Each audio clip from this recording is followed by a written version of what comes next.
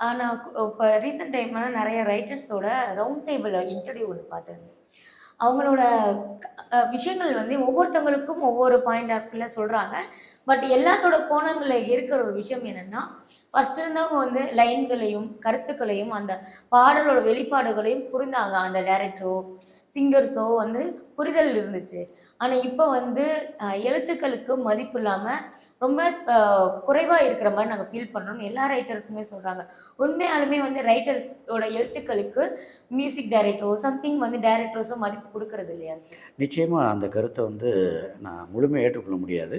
எங்கேயாவது ஒரு சில இடங்கள்ல அப்படி சில பாடலாசிரியர்கள் நடந்திருக்கலாம். இப்ப நீங்க சிறையை இவ்வளோ தூரம் எடுத்து பேசும்போது, இயக்குனர் சுரேஷ் ராஜகுமாரி சாருக்கு அந்த முக்கியத்துவம் தெரிஞ்சதுனால தான் அது வெளியில வந்தது.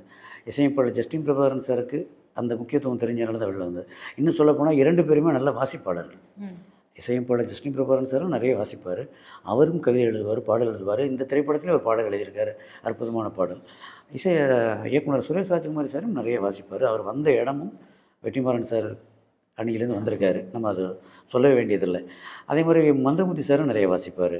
ரகுநந்தன் சாரும் நிறைய வாசிப்பார், கேட்பார். அப்போ மொழி ஆளுமைகள் எல்லாருக்குமே இருக்குது.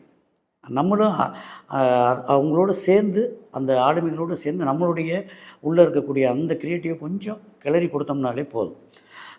எங்கேயாவது ஒரு இடத்துல அந்த மாதிரி சில விஷயங்கள் நடந்திருக்கலாம். அது குறைந்தபட்ச மொழி அறிவு உள்ளவங்களா இருக்கலாம், அல்லது வயதின்மை கூட ஒரு காரணமாக இருக்கலாம். இப்போ நிறைய பேர் கூட அன்னைக்கு கூட ஒரு நண்பர்கிட்ட பேசும்போது சொன்னார், இன்றைக்கி வர்ற சினிமாவுக்குள்ளே வரவங்களாம் வைப்பாக இருக்காங்க, ஆனால் லைஃபாக இல்லை அப்படின்னாரு.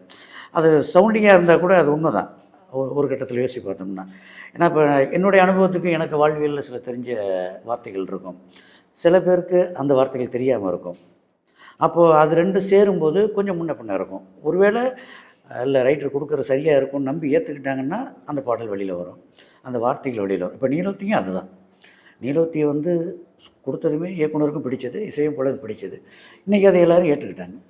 காற்றோடு பட்டம் போல வார்த்தைகளும் அப்படி தான். இயக்குனருக்கு பிடிச்சது, இசையமைப்பாளருக்கு பிடிச்சது ஏற்றுக்கினாங்க. இந்த மாதிரி வராத வார்த்தைகள் நிறையவே இருக்குது.